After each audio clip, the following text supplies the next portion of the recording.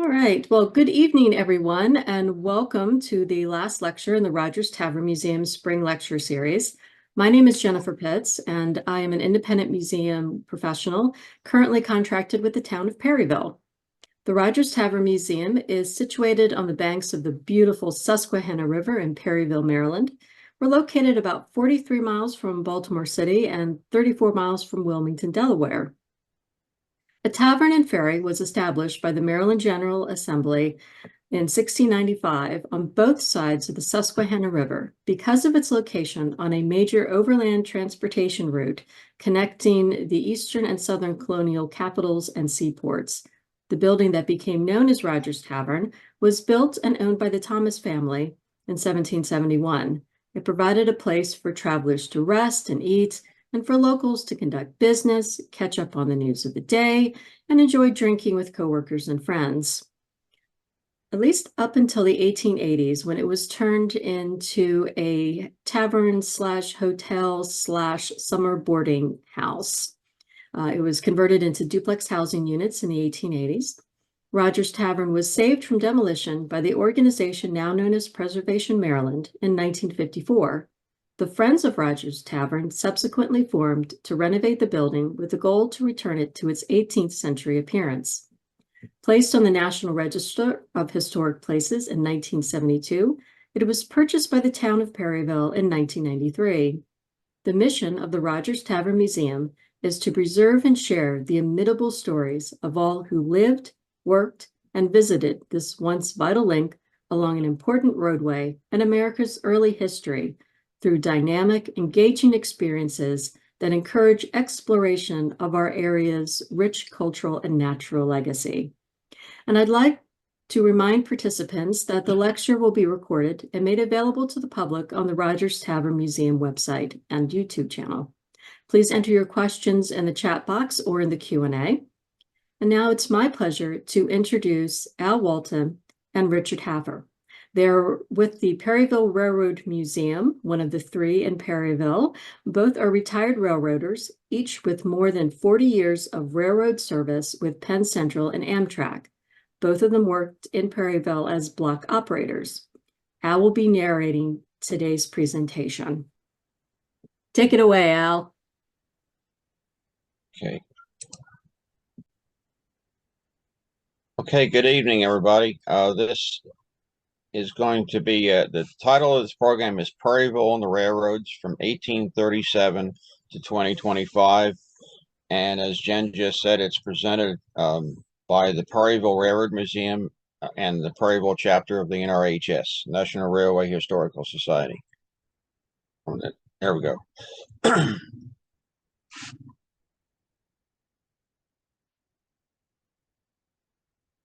Perryville, Maryland has a rich railroad history dating back, as we said, to 1837. It's the junction of the busy Northeast Corridor and an important freight line to Harrisburg and Enola, Pennsylvania.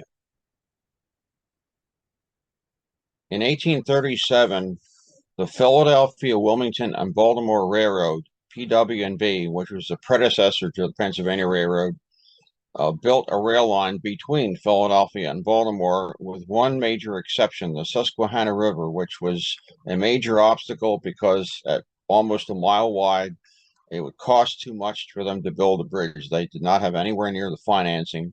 So what they did from 1837 to 1866, they set up a ferry system to ferry passengers and freight across the river. With one exception, the winter of 1852, starting in January for about two and a half months, the river froze solid and so deep that there was no hope of having ferry service across the river. So their solution was that they laid temporary track across the ice and pulled cars across one at a time using oxen or horses. In 1866, they opened the first bridge over the Susquehanna River. There was only one track on the bridge. This was a single track bridge for a double track railroad. The bridge had stone pillars, but the bridge superstructure was made out of wood. And unfortunately, about the time it was supposed to open, there was a massive storm with a tornado which damaged several of the spans, which had to be replaced before the bridge could actually be opened. And a few years later, there was a 100-year flood, which caused an ice jam on the river, which broke free, and that also damaged several of the spans. In 1877, they replaced the wooden spans with a iron truss superstructure. Unfortunately, it was still single track, but it was an improvement over the wooden bridge. The original Perryville station at the 1866 bridge, as you can see on the right in this photograph, was a very plain building. It was nothing to write home about. The original station was replaced by a new station in the 1880s by the PW&B's successor, the Philadelphia, Baltimore, and Washington, or PB&W, another ancestor of the Pennsylvania Railroad. And in this photograph, the 1906 bridge, which is actually much higher than the original bridge, can be seen just to the left of the caboose in the distance. In 1901, the PB&W Railroad began to build a brand new Susquehanna River Bridge. And the reason they were doing that, because the 1877 bridge was still single track. It was a bottleneck, and trains were becoming too heavy for the iron truss construction. The new bridge would be made out of steel. It would be double track, and it would be much stronger and more than 20 feet higher than the original bridge. It would still have a center swing span for high-masted sailboats, but the bridge would actually be much higher in terms of and lack of impediment to navigation. In addition, part of the construction project included a brand new high-speed elevated alignment through the city of Havre de Grace. The center swing span for the new bridge was constructed on site. In 1906, the new bridge opened. A new Perryville station opened on top of the embankment to replace the old one, which was shortly demolished. The old railroad bridge was converted to a highway toll bridge, single lane, which was later in the 1920s double-decked to permit a second traffic lane. That bridge was demolished during World War II for scrap after the Route 40 or Hayden Bridge was built and opened in 1940. In this photograph, you can see the single lane bridge before it had been double deck, and on the right, the 1906 railroad bridge, much higher, which stands to this day. This is a photograph of the former railroad bridge after it was double tracked in around 1926. The new 1906 station was a virtual duplicate of the 1880s station. It was used by the PB&W and its successor, Pennsylvania Railroad, for mainline passenger trains and for Octa Railroad branch passenger trains, which originated and terminated at Perryville. The station was closed and vacated by the PRR or its successor, Penn Central, prior to Amtrak. It was used by Amtrak for maintenance away offices and storage in the mid-1970s, prior to opening of a new Amtrak MW base north of Perryville. And it was refurbished totally by Mark for extension of the Washington-Baltimore commuter service north to Perryville in 1991. Currently, it is home to the Perryville Railroad Museum and to the local chapter of the NRHS. The Pennsylvania Railroad's 1906 connection to the C&PD branch, Columbia and Port Deposit branch to Harrisburg, included a Y with twin bridges over Broad Street. This enabled direct moves between the Philadelphia-Washington Main Line and the C&PD branch to Harrisburg. The old Perryville branch, what we railroaders used to call the old line, a connection to the original alignment of the original bridge, which went under the new main line, was retained for several decades to service local industries or for a northbound freight outlet, but now that is all abandoned and gone. This 1906 photo taken just after the PB&W's new Perryville station was opened also shows the new bridge over Broad Street for the south leg of the Y. And incidentally, when the south leg of the Y opened, it actually was two tracks and there were twin bridges. It's very hard to see in a photograph, but the second track did not last long. That was taken out, and the remaining track was centered on the foundations into what we have today, the current alignment of the south leg of the Y. A photo from the 1920s of Perryville shows the new or 1906 station on the left, a wood frame interlocking tower on the right, the south leg of the Y at the far left, and semaphore signals, which were later all replaced by position light signals. All this was pre-electrification. You notice no catenary poles or wires. The current bridge used by the PB&W, Pennsylvania Railroad, Penn Central Conrail, and now Amtrak will be 120 years old in 2026, next year. It has carried incredible amounts of passenger freight and commuter traffic, and it still hosts passenger and commuter trains for speeds up to 90 miles an hour. It will be replaced, however, by two double-track bridges in the next several years. The left-hand photograph, you can see the 1880s Iron Truss Bridge and the, at that time, new 1906 bridge, and it's obvious how much higher the PB&W built that bridge in 1906 than the original bridge had been built. Pennsylvania Railroad had a small yard at Perryville, but it was an important freight yard serving local industries. A four-stall roundhouse, which was built in 1918, had it originally a turntable, but the turntable was removed in the 1940s and replaced by a series of track switches leading to 3 out of the 4 roundhouse stalls. Perryville Yard also served Perry Point, and that was very short-lived because the War Department contracted with the Atlas Powder Company for an ammonium nitrate plant for ammunition, which was opened in the summer of 1918, and it was closed after the armistice was signed and World War II ended. And so therefore the plant itself and the need for rail service lasted less than a year. Perryville Yard was also used for car and equipment storage.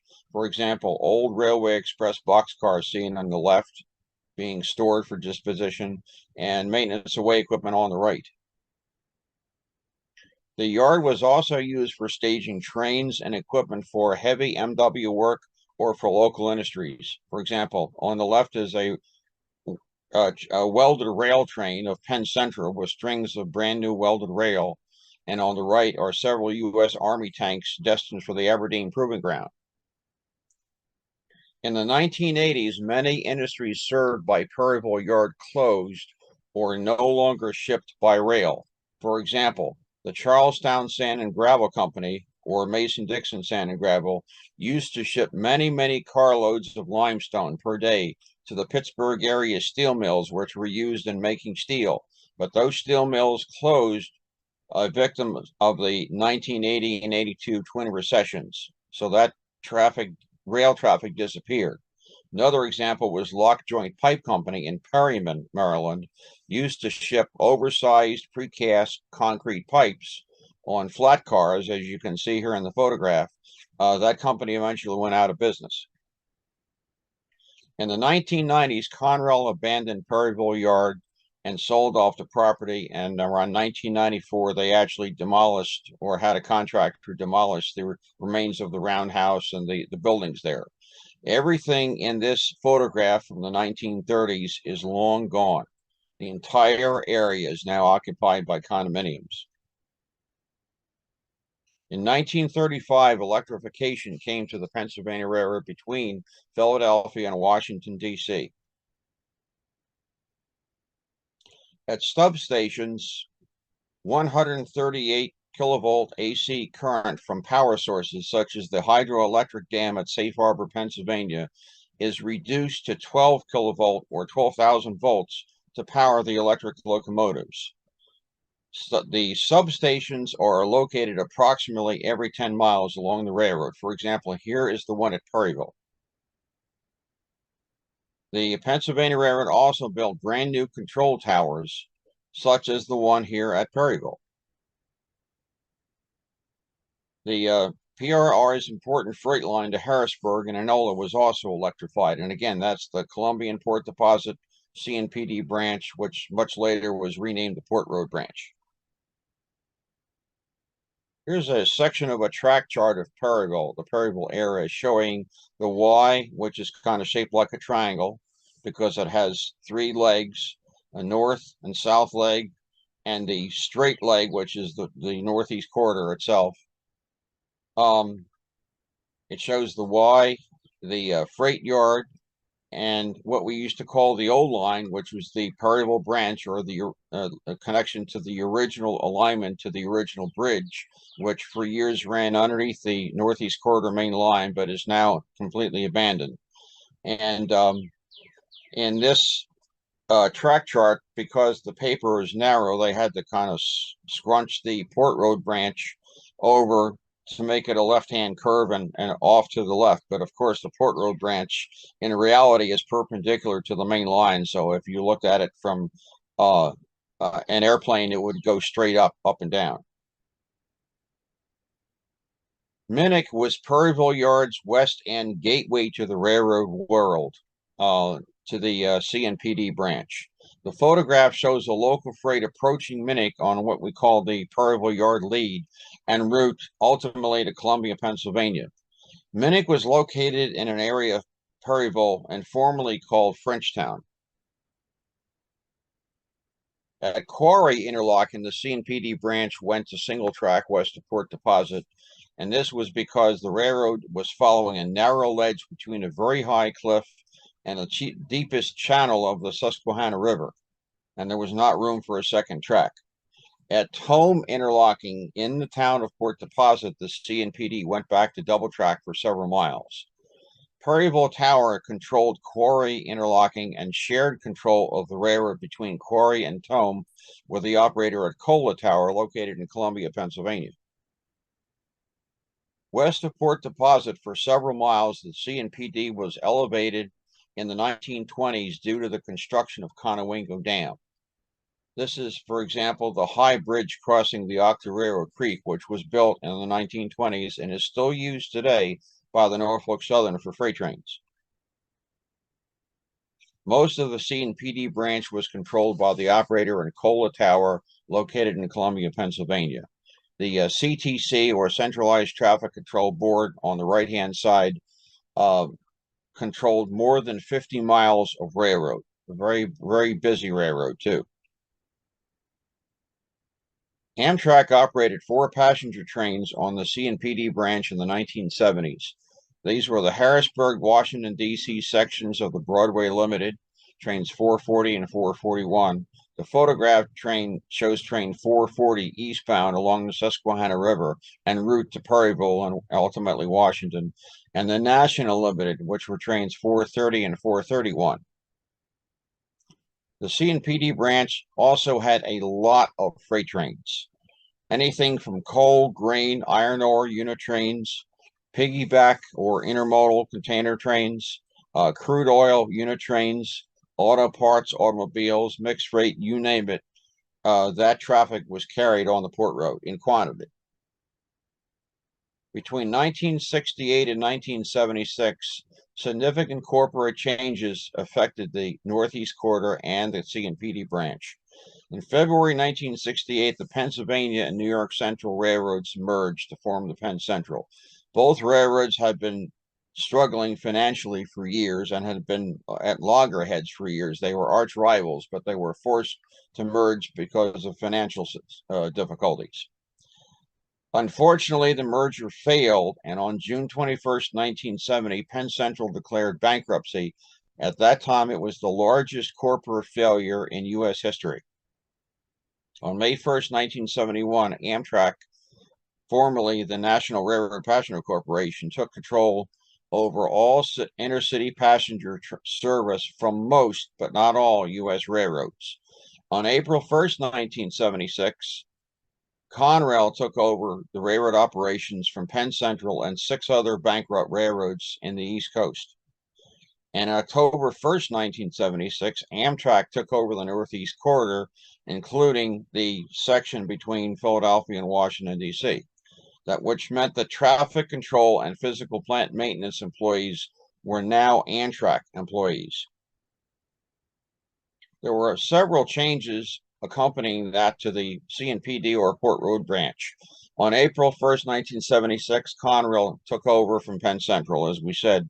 One of the first things that Conrail did was to rename the CNPD branch to the Port Road branch. So the name that all the railroad employees had been calling that piece of railroad anyway was now its formal name.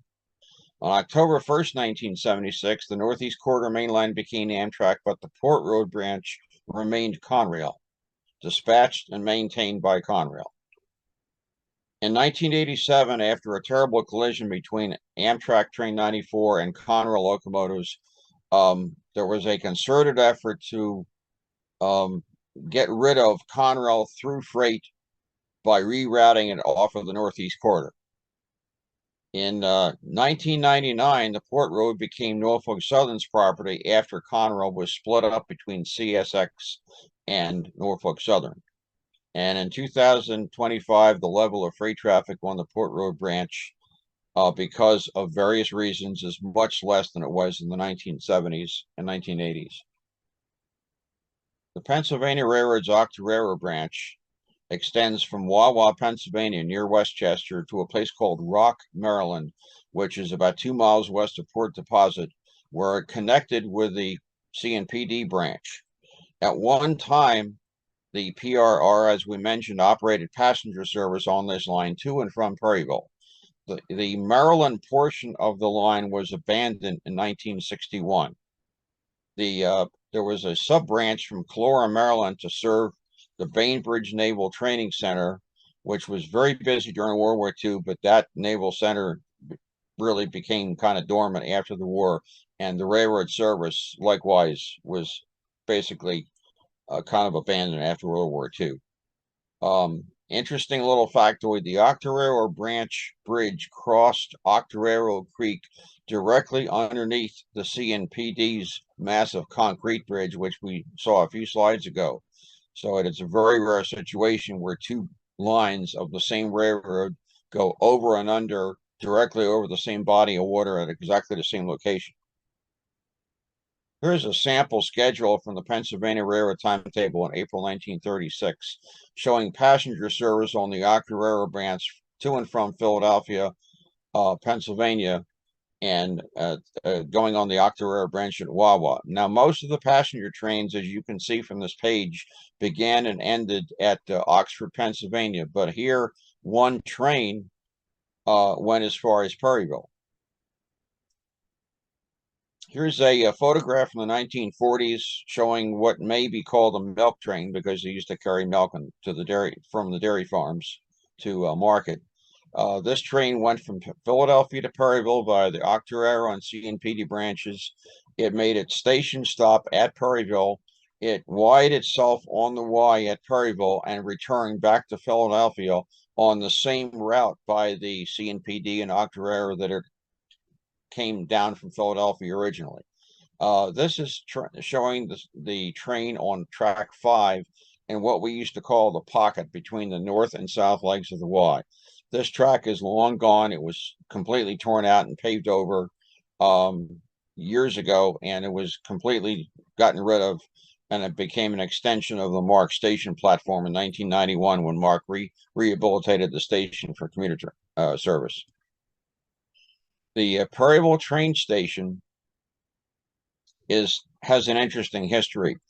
The Pennsylvania Railroad and Penn Central had ceased passenger service to Perryville prior to Amtrak. And as we mentioned, service on the Octorara branch ended in 1961 when the entire west end of the branch was abandoned. No Amtrak passenger service except for one train, the Chesapeake trains 420 and 421, between Philadelphia and Washington, stopped at Perryville. That train operated from 1978 to 1983. The station sat abandoned for years. It was used by, as we said, Amtrak and MW Department for storage and office space in the 1970s. The MARC Penn Line service extended from Baltimore to Perryville in 1991. And because to accommodate that, Mark rehabbed the station to prepare for the service, and it was given another refresher in 2022. Amtrak train 151 for about 20 years, 2001 to 2020, when the pandemic started, used to stop at Perryville in the morning for MARC passengers only to carry them to Washington, D.C. However, it was not allowed to carry Amtrak passengers, so it was a physical Amtrak train stopping, but under contract for MARC. This is the Chesapeake, couple photographs of the inaugural run southbound. Again, the only Amtrak train ever scheduled to stop at Amtrak at Perryville for Amtrak passengers. The photograph on the left shows it stopping at Elkton, and the photograph on the right is at Perryville. The inaugural one was April 30th, 1978, which is the day before the regular service began on the next day, which was Monday. Unfortunately, in the 1970s, the abandoned Perryville station was looking very, very ratty. Trees growing out of it, etc. Weeds on the platform. Tracks were not in great shape. Things were looking a little rough, very rough for Perryville. However, contrast that with the station as it appears today in 2025. Quite a difference. On the Northeast Corridor, control towers about every 5 to 20 miles, closer together within major cities such as Baltimore and Philadelphia. These were staffed by block operators or tower operators. The block operators directly controlled interlocking signals and switches and the routes of trains and maintenance of way equipment, but they directly reported to the train dispatchers located in Baltimore, Maryland, Penn Station, Philadelphia 30th Street Station, New York Penn Station, and Boston, Massachusetts South Station. That's for the Northeast Corridor. Operators also reported to a power director. Ours was located in the second floor of Penn Station, directly office next to the train dispatcher's office. And the power director supervised the electric traction overhead power feed to the system, which we also knew as a catenary system. Here's some examples of those towers. Davis Tower, Newark, Delaware, of course, Perryville.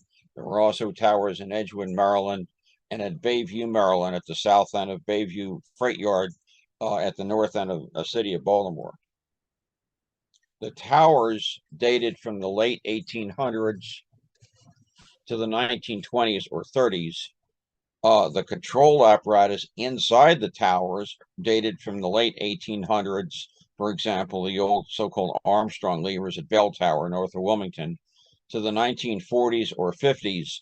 An example of that is on the right, which is the CTC board, which remote controlled 4 interlockings from Perryville Tower, but not Perryville interlocking itself. Every tower had at least one model board, and a model board was a schematic representation of the railroad tracks, switches, and signals which were controlled by the tower operator in that tower. And here, this photograph shows part of Perryville Tower's main model board behind the operator, about 2/3 of it, but not the entire thing, which shows part of Perryville interlocking.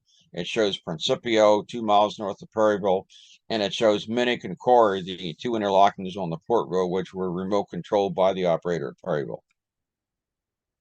Here's a photograph of block operator Rich Hafer working Perryville Tower in 1975, and he is having a very busy day. He's right now copying an authority from the train dispatcher in Baltimore.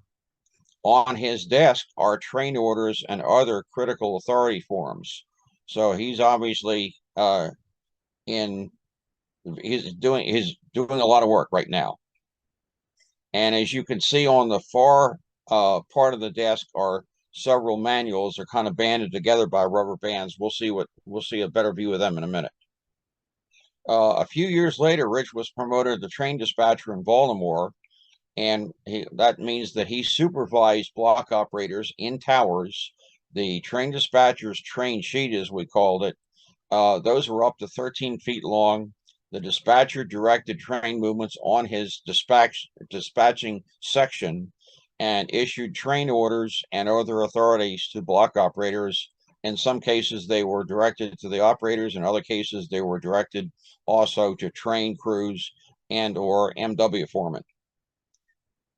Here are some of those operating manuals I referred to a minute ago. The railroad had a lot of specific information in operating manuals, a lot of which had to be memorized by operators, dispatchers, train crews, MW foremen, and so forth. For example, there were a very detailed set of operating rules on the left. Next to that is what we call an employee's timetable with special instructions, page after page after page of very specific special instructions.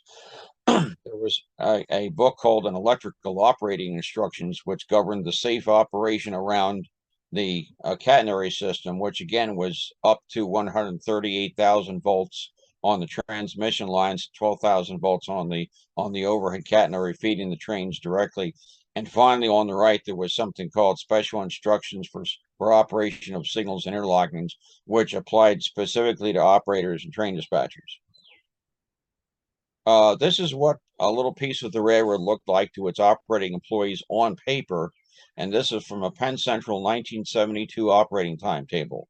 This was a 40-mile segment of the Northeast Corridor main line between Newark, Delaware, and a place called Gunpowder, Maryland, where the railroad crossed the Gunpowder River. And here's a companion section of that for the Columbia and Port Deposit branch between Perryville, Maryland, and Cresswell, Pennsylvania. And basically, this is the entire railroad branch, about 40 miles of railroad. Every tower had some sort of a power board or electric traction power control board, and these controlled circuits feeding the catenary signal system and transmission lines.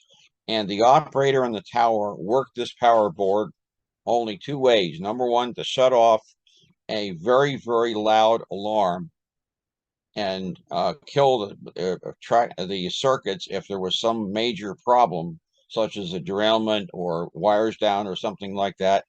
Or the second was under the specific direction of the power director in Baltimore for various reasons. Block operators also had to oversee readouts in the tower for wayside hot bearing detectors. And what these detectors measured was the temperature at the end of the axle where the bearings were supporting the weight of the freight car locomotive. And if these bearings overheated, they could cause a very, very serious accident. Perryville Tower had 5 detectors, 2 at Charlestown, Maryland, 1 on each track, 2 at Perryman, Maryland, out of the 2 out of the 3 tracks, and 1 on single track at a place called Conowingo, Maryland, 10 miles west of Perryville on the Port Road branch. The photograph below shows a view of what we call the servo, because that's the company that manufactured them. The readouts for 2 of those detectors, and the photograph on the right is a close-up view of the readout showing the bearing temperatures, in this case, of a very short Amtrak passenger train. Trains might also actuate a dragging equipment detector, which we used to call a DED, which could further complicate the day of a tower operator or a train dispatcher. The detector, once actuated, would place the interlocking signal at stop 2 signal blocks or about 4.5 miles ahead of the train. The train crew would have to be instructed to inspect their entire train for dragging equipment, and this was a big safety issue because dragging equipment might include anything up to and including brake rigging, which could derail a train, or it might include a derailed truck of a car. And there are 2 types of detectors in use in the 1970s, the breakaway detectors, which is pictured on the left-hand side, and the photograph on the right-hand side pictures a later version of that, which was a self-restoring detector. In the 1970s and 80s, the towers were a great place to watch trains from. There were passenger trains with electric locomotives, such as the classic GG1s, the E60s, the AEM7s on the top row, and on the bottom row there were the original Penn Central and later Amtrak, the original Metroliners, and occasionally there were diesels, such as this pictured on the right on train 430.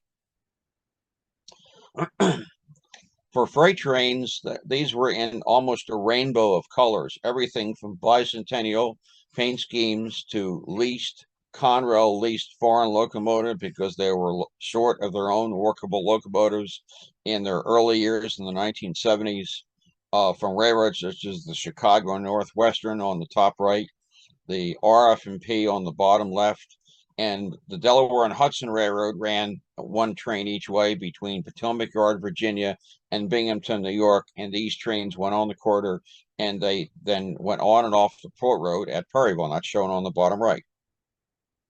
Rail traffic through Perryville on the Northeast Corridor and the Port Road in the 1970s and 1980s was very heavy. There were more than 60 Amtrak trains on weekdays. These consisted of Metroliners, Amfleet corridor trains, long distance trains, but as of yet, no commuter trains. These would not come yet to Perryville for decades. And as many as 50 freight trains on a heavy day. Shown below are some of the freight symbols for Penn Central. But the bottom line is that those included merchandise trains, piggyback or intermodal trains. They included unit coal trains, grain trains, ore trains, and the empty trains going back the other way for those unit trains. All kinds of freight traffic, and to and from Baltimore, east and west, all kinds of routes for a lot of trains. And even the D&H Railroad operated one freight, as we said, each way between Binghamton, New York, and Potomac Yard, Virginia. The Susquehanna River Bridge occasionally has to be opened for a high-masted sailboat. It's arranged in advance, or in the spring they test it to make sure everything works when they need to open it for a boat. This is an example of a test in the springtime, and the reason you see so many employees on the bridge and on the land is that the ends of the connections of the rails literally have to be taken apart in order to open the bridge, because there are special rails called miter rails, which can open by themselves. They don't have to be taken apart to accommodate bridge openings, but those are only good for 60 miles an hour, and they needed to keep the 90 miles an hour ability to run passenger trains over this bridge. So the bottom line is that it's very expensive and very time consuming to open the bridge. And of course, the reverse procedure is that the railroad literally has to be put back together after the bridge has been closed for whatever reason it was open.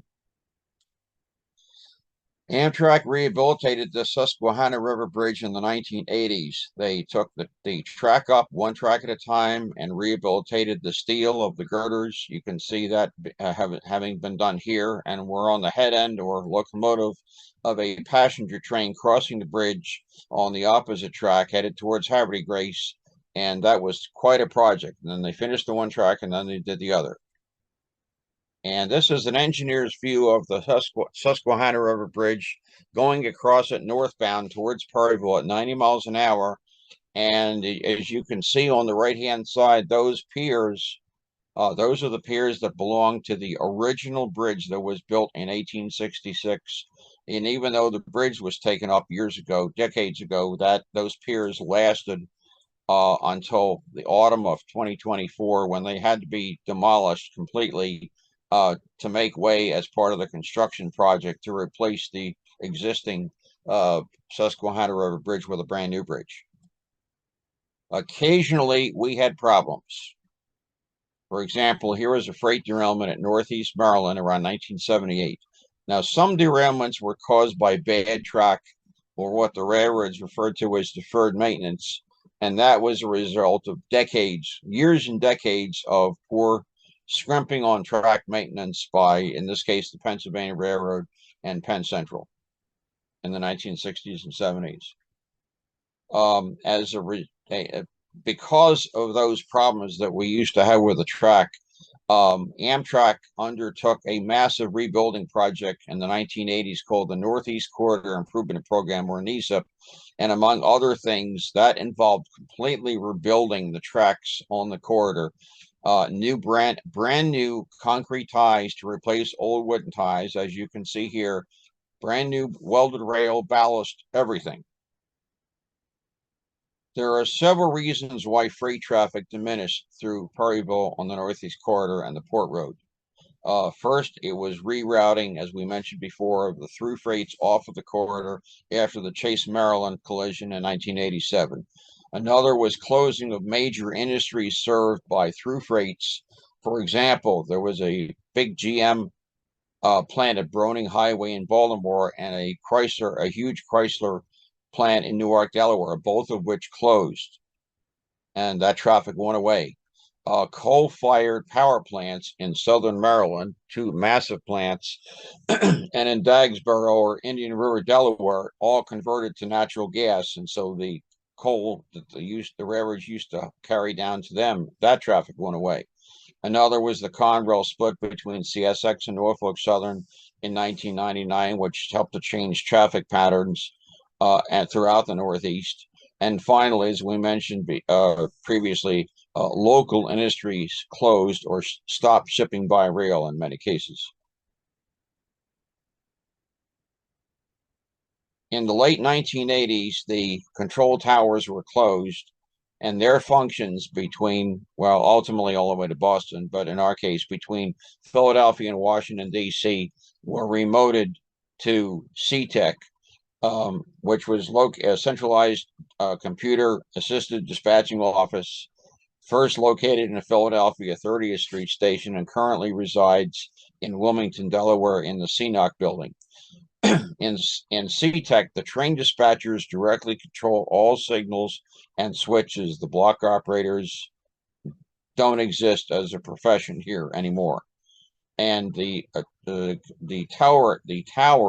control towers were actually abandoned in place.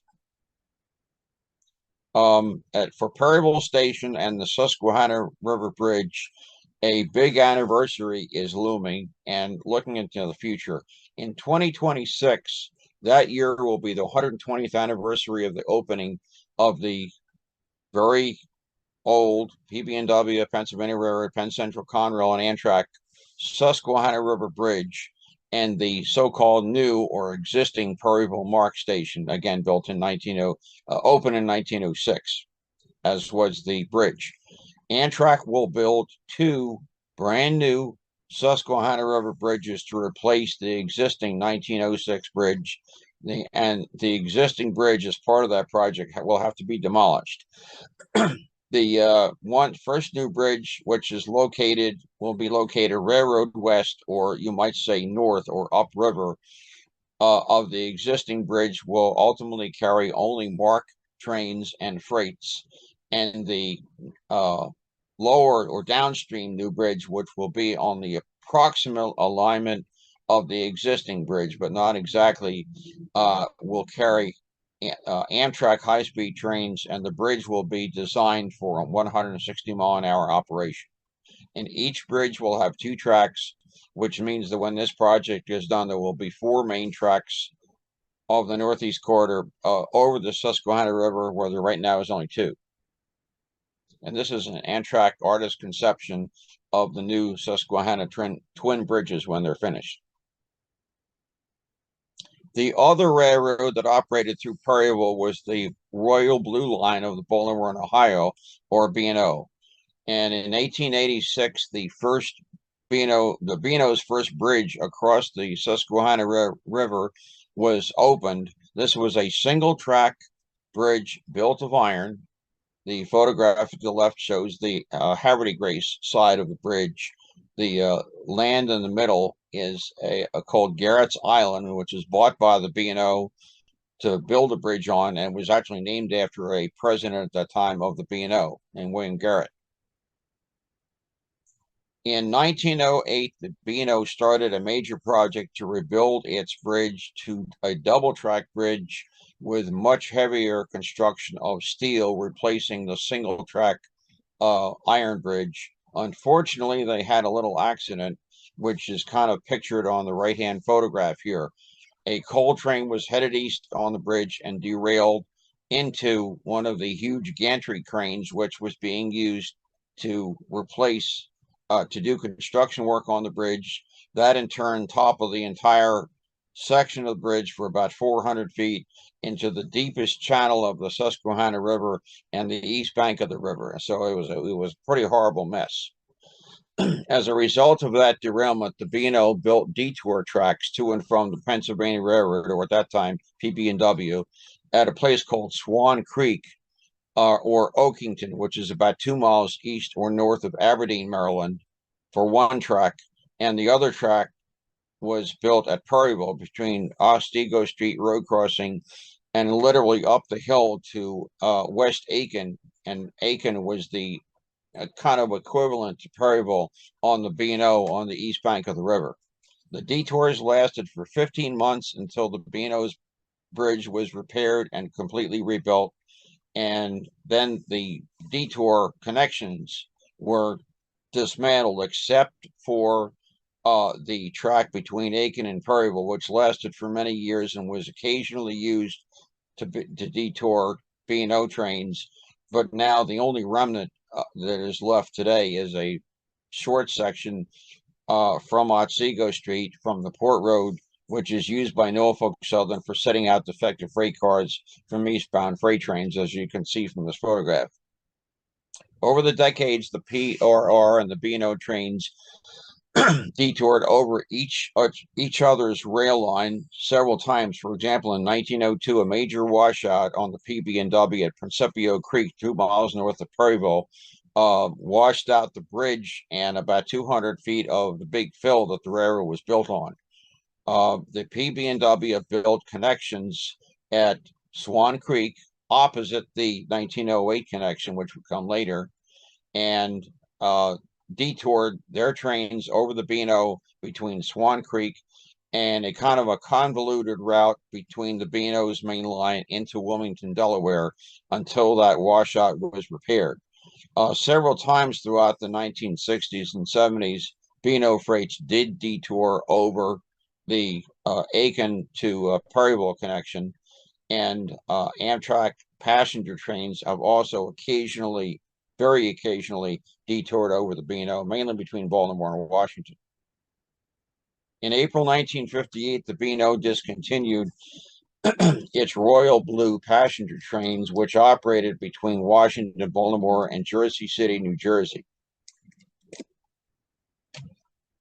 They could not compete with the Pennsylvania Railroad, which had a much faster railroad and direct connection into Penn Station, Manhattan, by way of the North River tunnels or Hudson River tunnels, which meant that the B&O's so-called Philadelphia subdivision, which is between Baltimore and Philadelphia, which used to be double track, most of that second track was taken out, and it was single track, but they did leave 2-mile-long sidings for meeting freight trains, and one of those is at Aiken, which is about 2 miles long between West Aiken and East Aiken on the northwest side of the town of Perryville. So that line is basically freight only, and it is now owned by the CSX Railroad. After 1958, a very few B&O special passenger trains operated, but almost all trains were freights. They ran occasionally race trains to Delaware Park in the 1960s. They ran the Chessie Steam Special several trips between Baltimore and Philadelphia in the 1970s, and basically everything else was freight. The Jackson holly tree, otherwise known as the Traveler's Christmas tree, was a very old, huge holly tree, reported to be over 60 feet tall, and planted in the 1800s, located near Jackson Station Road, where it crossed the B&O about 2 miles east or north of Perryville. The B&O bought the land on which the tree stood in the 1930s to preserve the tree, and it used to decorate it for Christmas from 1947 to 1971, daytime and nighttime decorations. And the Beano used that tree quite extensively for public relations while it ran passenger trains, especially. There is still a small museum. The county owns the land where the tree used to stand. The tree got old and basically deteriorated or died or whatever, but the memory of the tree still is preserved. Here's an overview of why railroads were important to Perryville. In the 1800s, they were critical for passenger travel to big cities, so to and from Philadelphia, New York, and Baltimore, for example, and obviously much faster than horses or stagecoaches. They were also critical for agricultural business, which is a major business in the area in the 1800s, such as receiving seed, fertilizer, livestock, building materials, shipping crops and livestock to markets and cities, and so forth. They were also critical for the military. For example, the Aberdeen Proving Ground, the Edgewood Arsenal, the Bainbridge Naval Training Center, especially during World War II, the Perry Point ammunition plant, which was short-lived in World War I, and especially for troop and equipment movements, such as during World War I and really especially in World War II. Perryville Yard served local industries even into the 1970s and 80s. And as far as critical routes for through freights, for example, to and from Baltimore, Virginia, Philadelphia, Harrisburg, Wilmington, Delaware, and the Delmarva Peninsula, the routes through Perryville were a absolutely critical part of those freight routes. For Perryville, railroads also provided employment for many local residents, for example, engineers and train crews, maintenance away and equipment maintenance employees, tower operators. They were important for local pickup and delivery for businesses. The railroad freight house, for example, associated with or next to many passenger stations at local communities, was an important part of that. In the 1800s, the railroads were critical providers of long distance transport, and this was in the decades before motor vehicles and paved roads even existed. And finally, the Railway Express Agency, or REA, was really the FedEx or UPS of its day. It no longer exists, but it was extremely important for shipping express shipments in the 1880s, the 1800s, and early part of the 20th century. Today in 2025, railroads through Perryville still provide a critical part of the route for Amtrak trains on the Northeast Corridor to and from Washington, D.C. from the north. It's an endpoint. It's the endpoint for the MARC commuter service to and from Washington, D.C. It's still critical for freight routes for Norfolk Southern between Harrisburg, Baltimore, and Harrisburg to Wilmington, Delaware, and the Delmarva Peninsula, and for CSX between Washington, D.C., Virginia, and Philadelphia, New York. Perryville's railroad heritage seems to be appreciated perhaps even more nowadays than in previous years. For example, in January 2025, it was announced that by the town of Perryville that the Lower Ferry Park was to be renamed the Roundhouse Park. And the picture you see is an article from the local paper, the Cecil Whig, Cecil County, Maryland. Perryville Railroad Museum and the Perryville chapter of the National Railway Historical Society, NRHS, they occupy 2 rooms in the Perryville MARC station.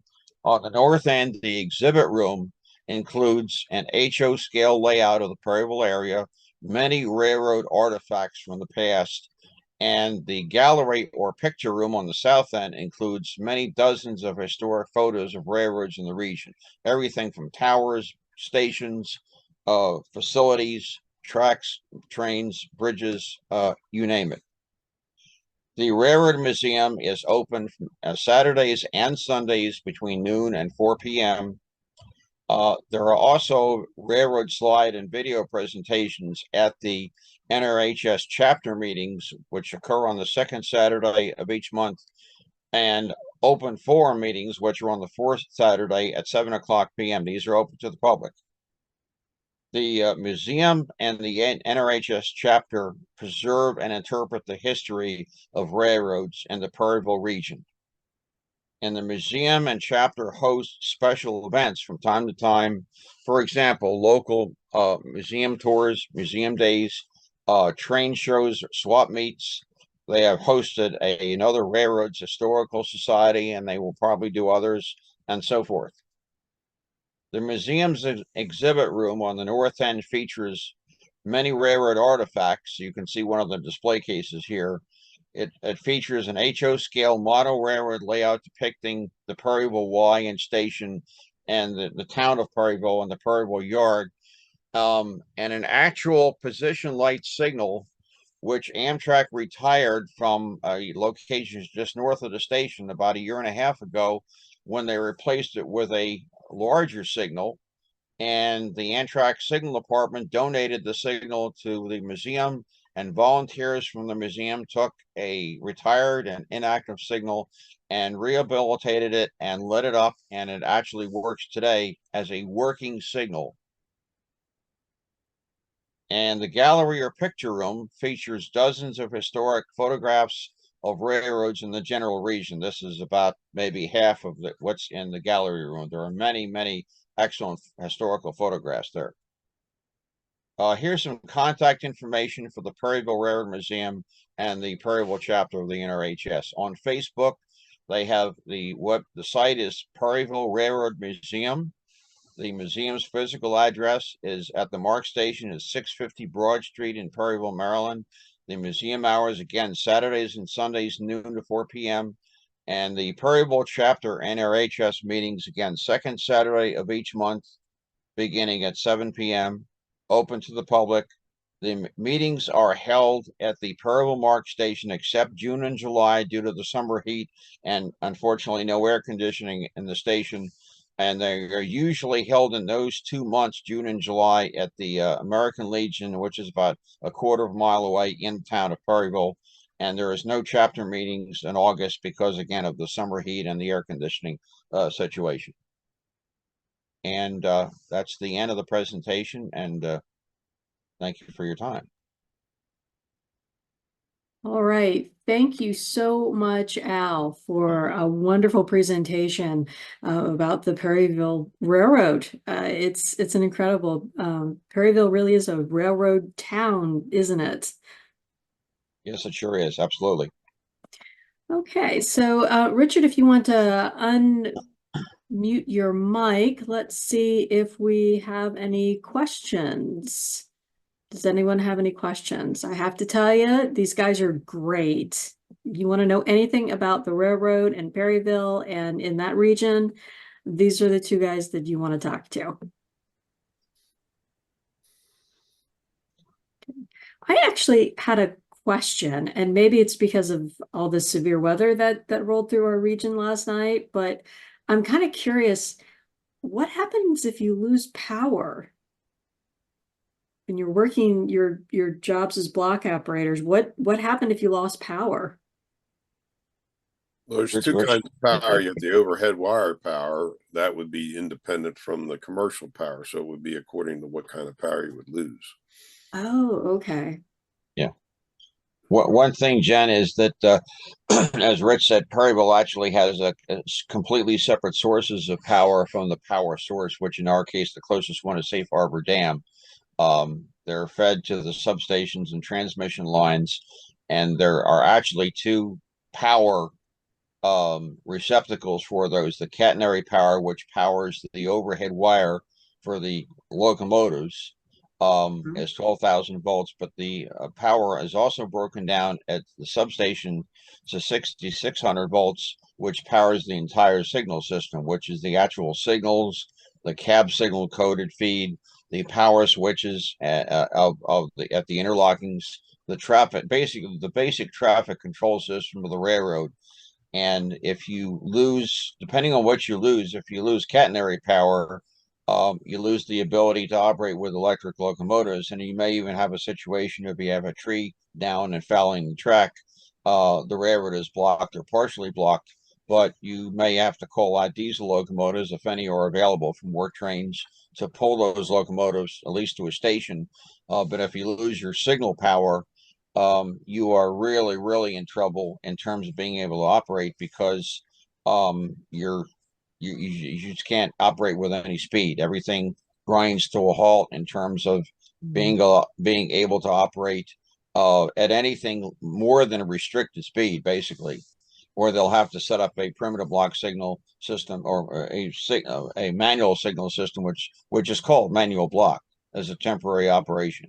So it can really, really disrupt the railroad if they lose power. And one of the things that or the ramifications for Penn Central's deferred maintenance in the 1960s and 70s, which is that a lot of trees grew up to be big trees, and when a windstorm came along, some of those trees would blow over, and they would disrupt either the railroad physically. They would damage the wires. They would knock down the wires. They would disrupt the signal system, and we would have a heck of a mess. And David Gunn, who was president of Amtrak about 20 years ago, embarked on a major program to try to fix that by having contractors cut back the trees which were growing in the right of way, not on the tracks, but in the right of way along the railroad, and did a tremendous amount of good doing that, and what should have been kept up all along, but was neglected by the railroad. Because if you see pictures of the of the railroad in the 1930s, 40s, 50s, you would hardly see a weed on the embankments, let alone a tree growing, which just was not allowed. So that's one cause of power outages. All right. Okay. Well, so I have another question, and this one might require visitors to come see you, but I'm curious as to what is your favorite thing in the Railroad Museum? It can be a picture, it can be one of your models, it can be, the signal thing that always reminds me of a domino whenever I walk in. Well, personally, for me, it's the interaction with the people. I'm there on Saturdays and Pat's there on Sundays, but it's the interaction with the people and the kids. I like kids coming in, they get their faces lit up, especially around Christmas time, and see the model trains. We now have 4 operating trains simultaneously, which we had never had prior to this layout. So that gets them excited. And then, of course, the conversations for the different age groups. And you would be surprised that some of the youth, how much they know about railroads. They come up and they'll even, most of the questions I can answer, but they surprise me because they talk about things that happened decades before they were born. So that's fascinating to me. And also what's fascinating to me is that people love to watch the trains fly by. They think it's really fast at 90 miles an hour. And I said, well, if you really want to see something fast, you go up to Newark, Delaware, you go down to Edgewood or Aberdeen and watch them go by at 130. So that's another thing. Plus it's just we have people who have been in different railroad jobs that are now that I used to work with and Al used to work with, and they come in just to check, see how things are. And we have a number of also people that are retired to come in, and we kind of reminisce about the old days, and not just our railroad, but we have the CSX guys and the B&O guys come over too, and from different crafts. So because the railroad had like 11 different crafts, I believe. Is that right, Al? Something like that. I think so. Yeah. Union contracts represented, right? And so it's a great place to socialize. We have our own little on Saturdays. I have our own little membership come over and we do our little thing. And I leave those guys and girls, and then we talk to the people that come in. And of course, those, if they're really interested, I invite them to come out to the meetings. And if they're really interested in even more, then they can, we have membership forms. They can just sign right up. We're only $10 a year. So we're we're probably the most inexpensive group around railroad wise that I know of. So what about you, Al? What is your favorite thing in the museum? I absolutely have to agree with Rich 100%. There's a lot of physical things in the museum, Right. especially the photographs. They are very, very educational and taught me a lot of stuff that I did not know before I went in there, and the artifacts and everything. But the interaction with visitors, the interaction with people, the interaction with the fellow members of our group who represent many, many railroaders. I think at the last count is well over 20 railroaders from 5 railroads who have between active and retired over 800 years of service. And these are experts. This is railroad knowledge that you just, you can't take for granted. And the great thing that, as Rich alluded to about, especially kids coming in, they are so enthusiastic and knowledgeable that if you can keep that enthusiasm going, who knows, you might be meeting somebody who's 12 years old or 13 years old now, and 20 or 30 years ago, or from 20 or 30 years from now, he might be the next railroad vice president or president. It's Wow. quite possible. Sure, absolutely. Well, I would like to thank both of you for agreeing to be part of the Rogers Tavern Museum Spring Lecture Series. It's wonderful to have neighbors over to chat. And actually, the Perryville Railroad Museum is about half a mile walking distance to the Rogers Tavern Museum. So thank you, everyone, for coming out tonight. And thank you, Rich. Thank you, Al.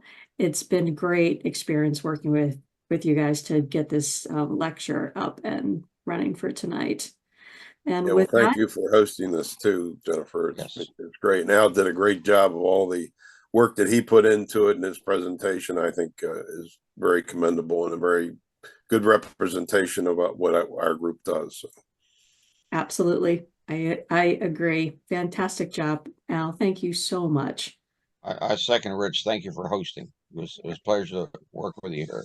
Well, thank you.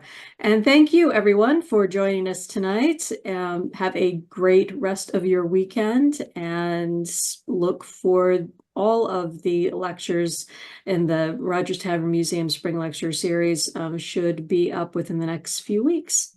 Have a very good night, everyone. Bye-bye. Good evening.